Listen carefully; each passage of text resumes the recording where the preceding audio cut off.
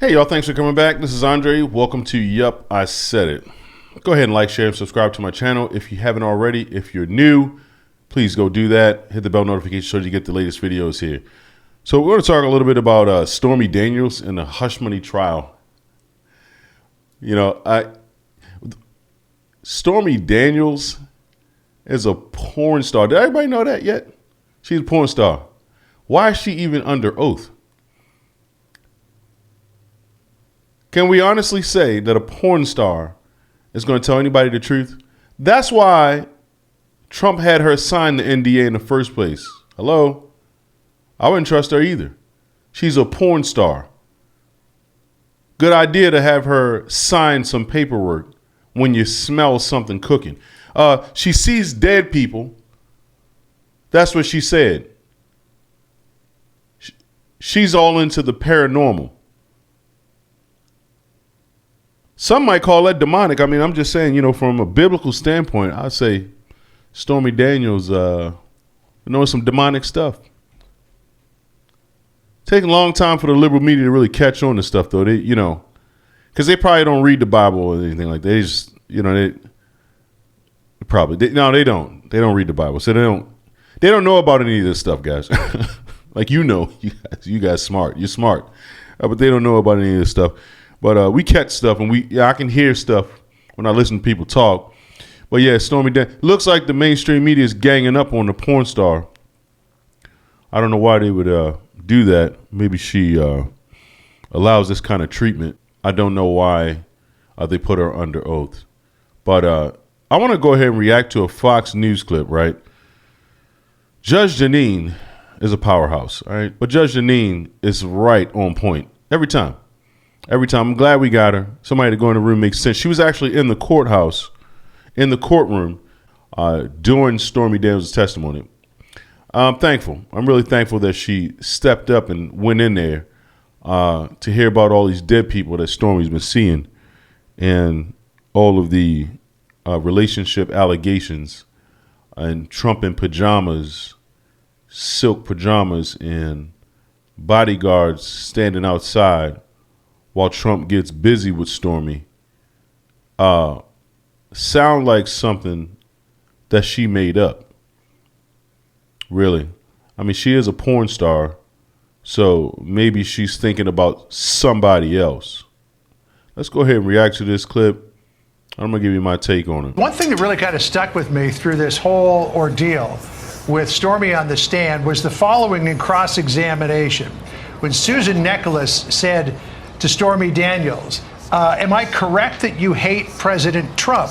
Stormy Daniels said yes. Nicholas says, you want him to go to jail, right? Stormy Daniels, I want him to be held accountable. If anybody should be going to jail, it should be Stormy for being a prostitute. Am I the only one that feels that way about prostitutes? They probably should be locked up for ruining men's lives. And I'm wondering, what does she want him to be held accountable for? I mean, she's got her own beef with him about a completely different issue. But what dog does she have in this particular fight that's being held out in the court here in New York City today? Stormy's the doggy style. She's the dog. That's what we're talking about. A dog under oath. Well, if you're asking what dog she has in this race, the only dog she has in this race is well over $1 million that the defense attorney made it clear through repeated examples of the money, the Horny America tour, as well as interviews, the non-disclosure. This woman has done nothing but make money since the day she met Donald Trump. And So understand what Judge is saying here. Jeanine is saying that ever since Stormy Daniels met Donald Trump, she's been pushing his brand, basically using his name, sort of like influence peddling, to make her name bigger, to writing books and on tours, because she's been seen with Donald Trump. Sounds like an NBA baby mama setup. Yet she admits that she hates him. She says, as you say, John, that he should be made accountable. But at the same time, she is absolutely really dug in on the idea that she's happy. She's going to be dancing if he goes to jail. She is going back and forth on Twitter, responding. I wonder if the reason why she would be happy that he goes to jail is because she owes him like $500,000.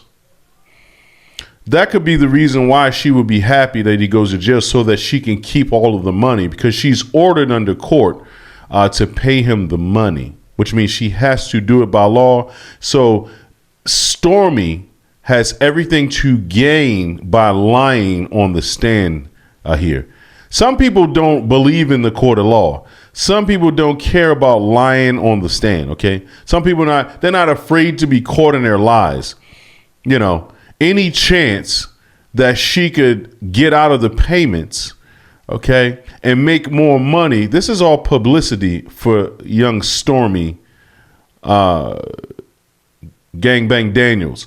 So what we need to understand is that she's been making money all along on this. So this is all money for her. Someone's talked her into using Donald Trump's name to make herself rich. Okay. She signed the letters. She signed the NDD, the non-disclosure agreement. She signed those two. And then they said, you know what? We can get rid of those.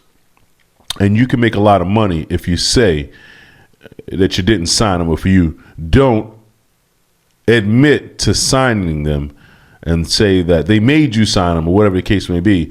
You can make a lot of money off of Trump's name just because you've been seen with him. That's how popular Trump is. To people in vicious ways. But I think most telling about the testimony today was that this was a masterclass in cross-examination.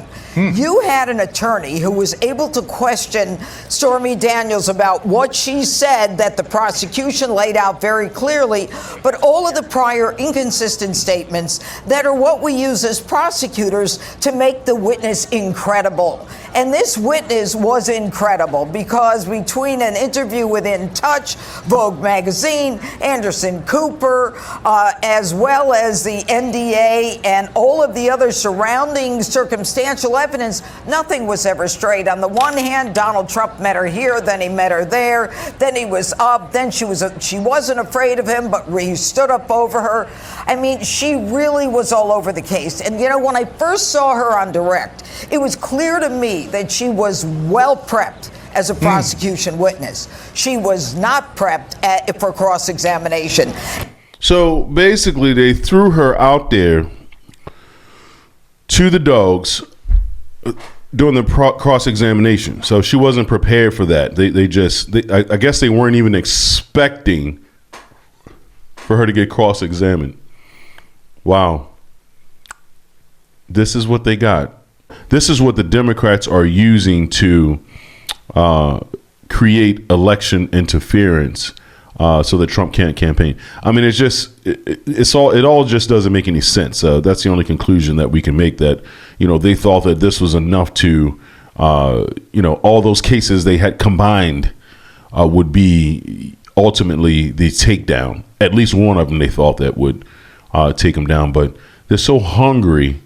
And you know, they just have to get it done so quickly. Jack Smith has failed. Fonnie Willis has failed. All these cases are getting pushed back, which is great because we don't need them coming before an election. Some people aren't.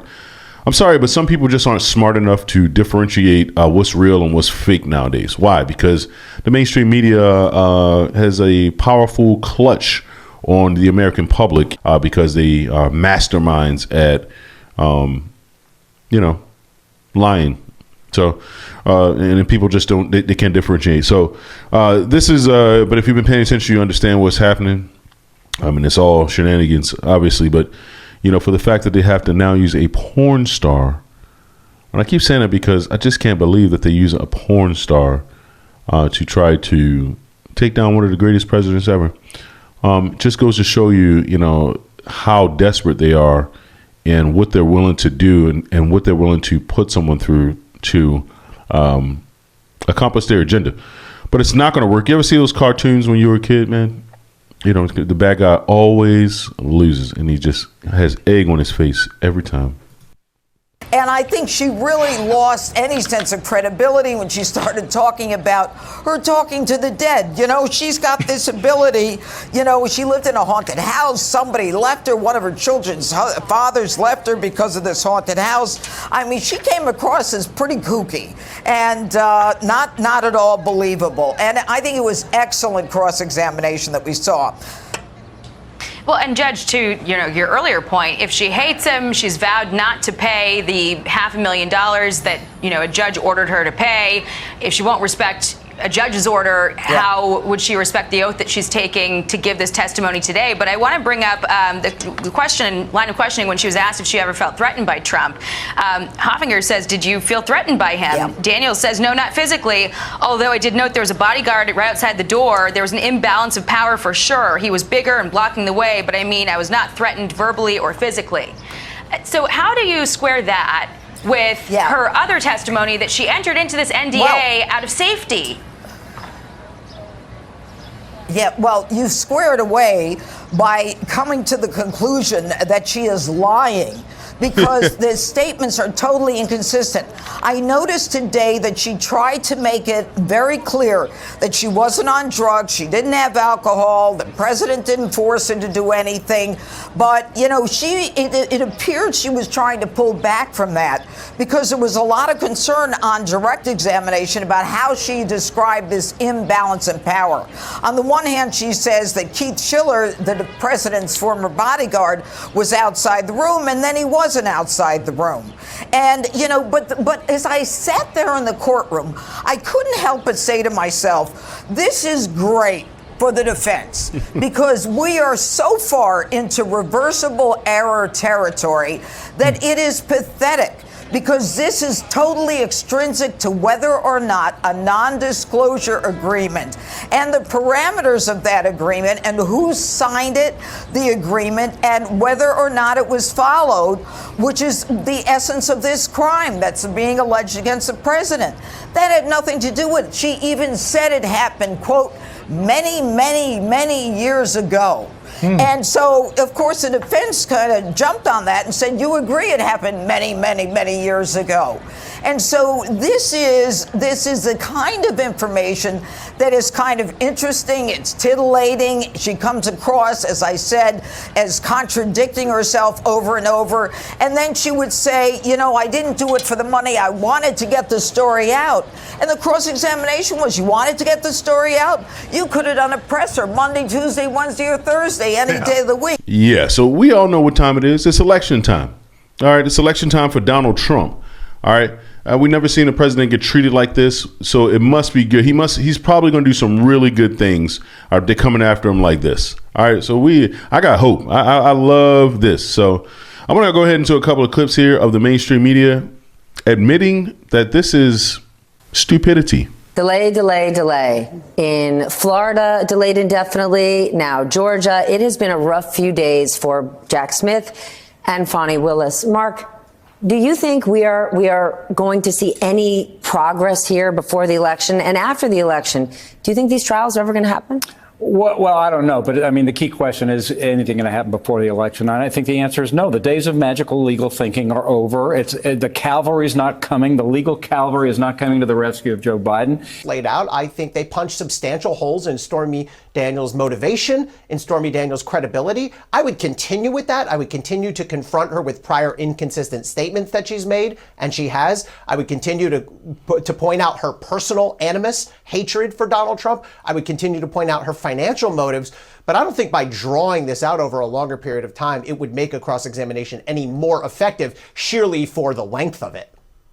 So, yeah, I don't know why the liberal media really thought that some of these guys really sounded like they thought that this was going to take Trump down. And this was clearly an attempt to slow him down on the campaign trail, to cause election interference, to make him look like some sort of monster or something, make him look bad. All these trials, all these cases made him look like he was like Al Capone or something. It's stupid. Okay, when the real criminals are smoking crack on laptops, when they leave them at the pawn shop, then we can find out about it. That's what happens because criminals always tell on themselves. Ms. Morris, isn't it true that your October 2020 Hunter Biden laptop from hell story has proven to be 100% factually accurate? I was 27 when I published that story. It better have been. Isn't it true that the FBI obtained Hunter Biden's laptop a full 10 months before your story broke? That's correct, according to the subpoena that I published. Isn't it also true that we now know that the FBI's Foreign Influence Task Force coerced social media companies into an alleged forthcoming Russian, quote, hack and leak operation, and as a result, illegally censored the Hunter Biden laptop story? Isn't that true? Yes. And this forced censorship by government agencies like the FBI was paid for by the taxpayer, since the taxpayers fund the FBI. Isn't that true? Yes. And Hunter Biden's laptop from hell, it has everything. It's a hellhole and cesspool of corruption and criminal conduct. It has hard drugs, prostitution, pornography, money laundering. It has Biden family shell companies, communist Chinese, corrupt foreign government deals for tens of millions of dollars in exchange for access to the Biden family. The Hunter Biden laptop from hell has all of this, correct? Yeah. And the American people are smart. They know that this was not a hack and dump. This was illegal government censorship to protect and prop up Joe Biden on the eve of the 2020 election. And according to polling, of people who were now made aware of the Hunter Biden laptop story, 53% would have changed their vote, including 61% of Democrats. So do you agree that the censorship of the Hunter Biden laptop story was determinative in the 2020 election, Ms. Morris?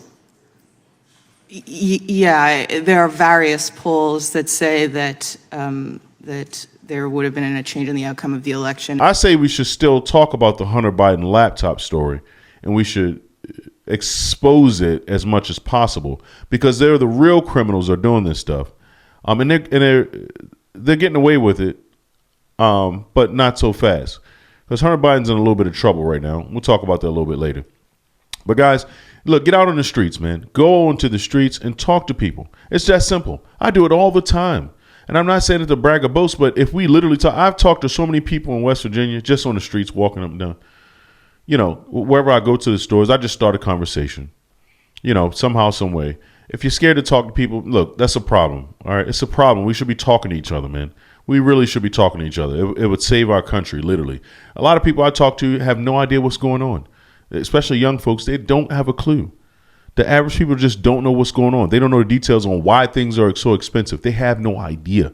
That's what I'm trying to tell you. They have no idea. Tell them, if you love your country and you want the cost to go down and you want great policies and you want this to make sense, you want to make America great, you want good job opportunities, or you want a great business, you better start talking. You better start getting out there, doing your part as an American citizen and talking to people. It's that simple.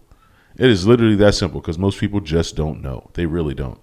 Guys, this has been Yup, I Said It. Please like, share, and subscribe to my channel. Hope you enjoyed the video. Leave a comment in the comment section so I know you're there. Until next time.